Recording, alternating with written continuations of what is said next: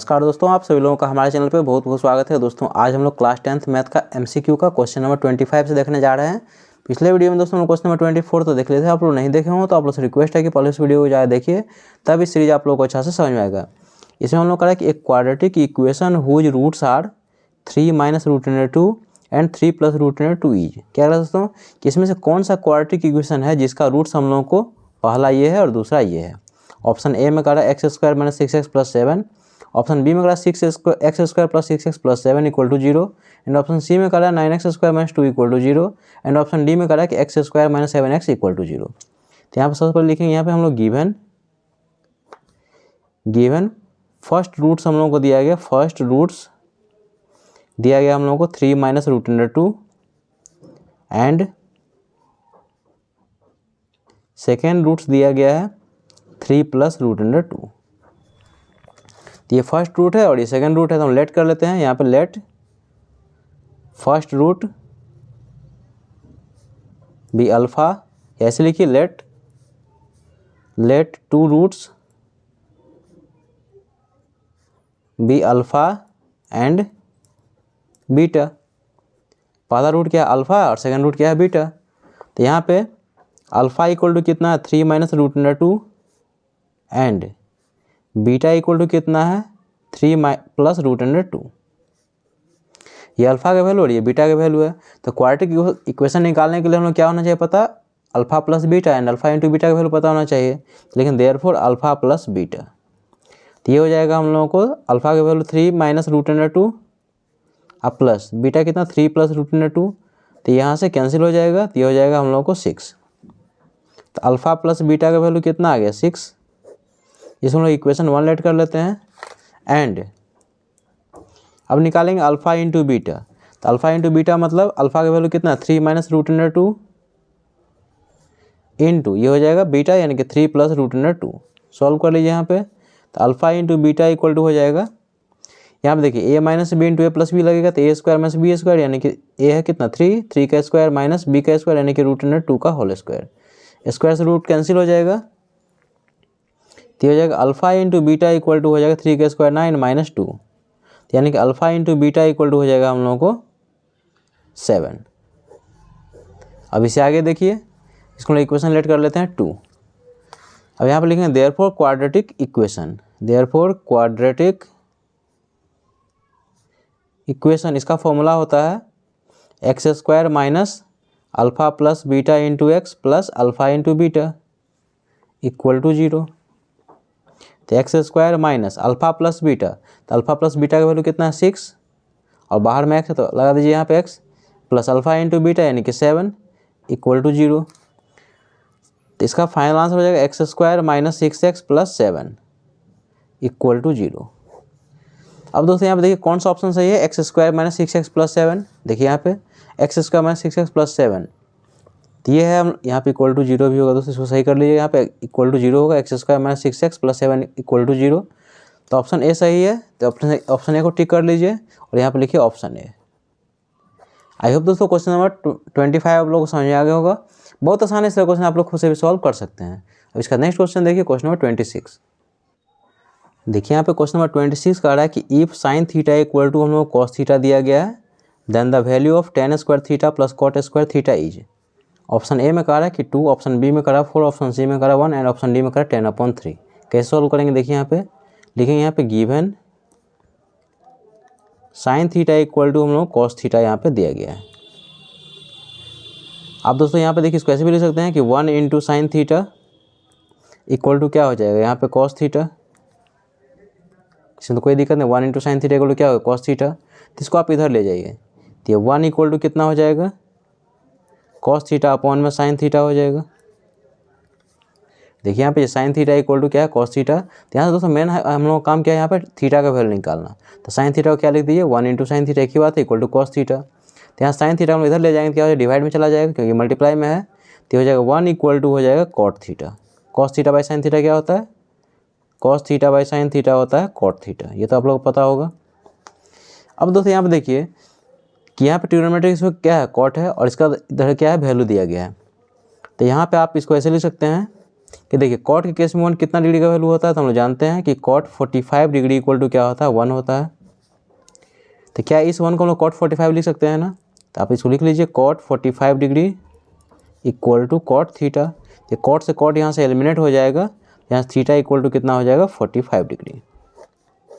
Main काम दोस्तों हम लोग यही था कि हम लोग थीटा का वैल्यू निकालना था। थीटा का वैल्यू कितना है, कॉट 45।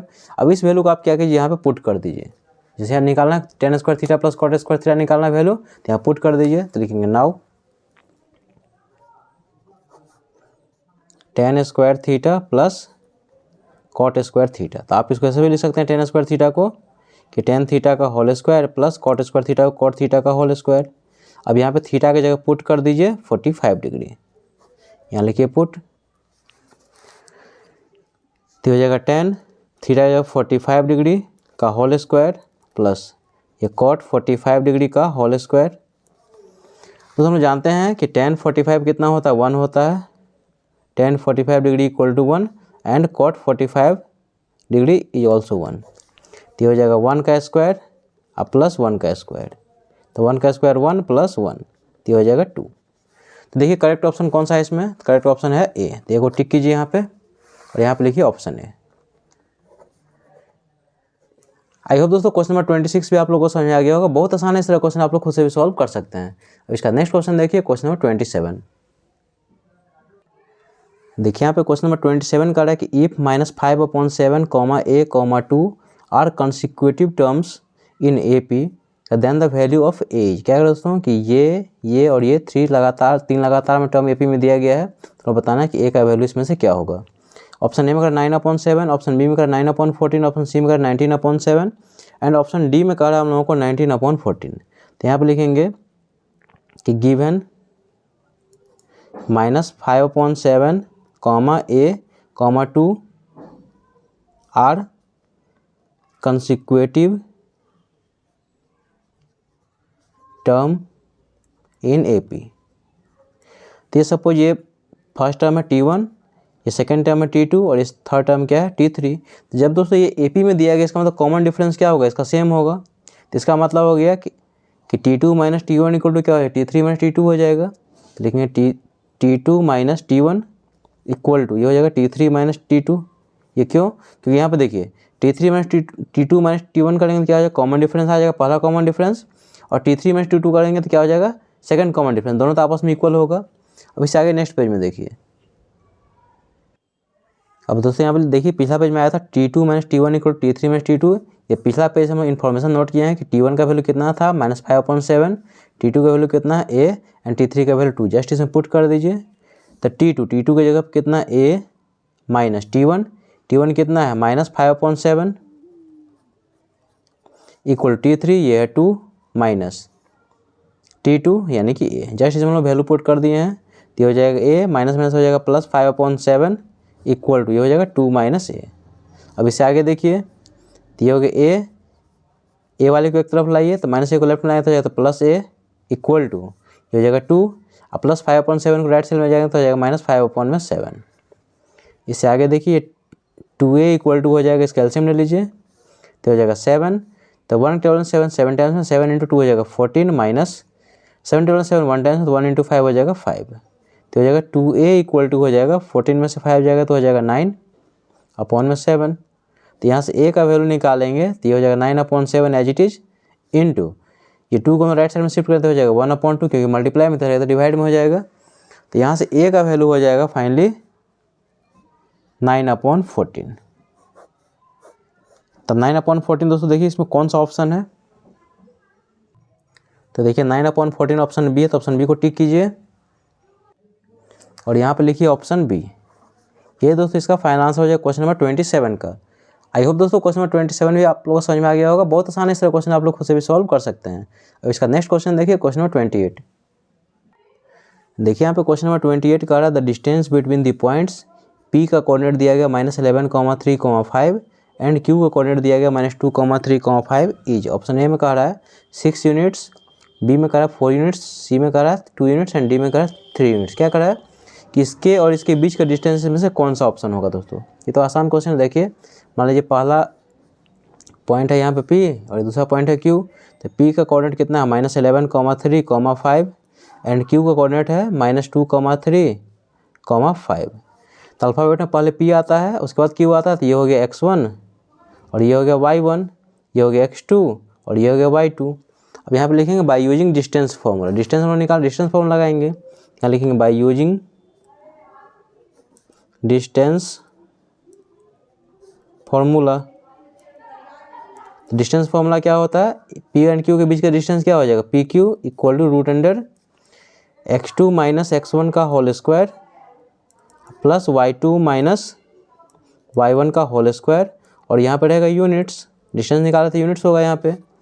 तो PQ इक्वल टू √x2। तो x2 का वैल्यू कितना है, देखिए x2 का वैल्यू हम लोगों को -2/3 माइनस x1 कितना है -11/3, निगेटिव है तो यहाँ हम लोग ब्रैकेट लगाएंगे, ये पूरा का होल स्क्वायर प्लस y2। तो देखिए y2 कितना है 5 माइनस y1 कितना है 5 का होल स्क्वायर और यहाँ पर रहेगा यूनिट्स।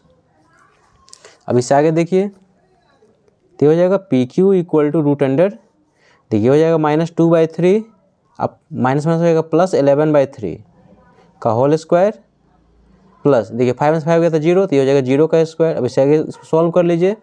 तो देखिए -2/3 और +11/3, तो इसका एलसीएम कितना हो जाएगा 3 हो जाएगा, डिनोमिनेटर सेम है तो हो जाएगा -2 + 11 का होल स्क्वायर और यहाँ पर रहेगा यूनिट्स। अब इससे आगे देखिए तो PQ इक्वल टू हो जाएगा, देखिए 11 में से 2 जाएगा तो हो जाएगा 9/3 का होल स्क्वायर। तो ये स्क्वायर से रूट क्या हो जाएगा, कैंसिल हो जाएगा यहाँ पे, तो हो जाएगा 9/3 और ये हो जाएगा यूनिट्स। कैंसिल कीजिए, 3 3 = 9। तो PQ का डिस्टेंस कितना हो जाएगा, 3 यूनिट्स हो जाएगा। तो PQ का डिस्टेंस दोस्तों कितना होगा, 3 यूनिट्स। और यही दोस्तों इसका फाइनल आंसर हो जाएगा क्वेश्चन नंबर 28 का।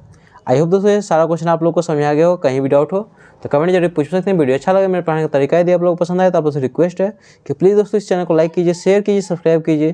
दोस्तों कमेंट करके जो बताइएगा कि ये कंसेप्ट आप लोग को समझ आया कि नहीं। मिलता है नेक्स्ट वीडियो में, तब तक के लिए थैंक यू सो मच।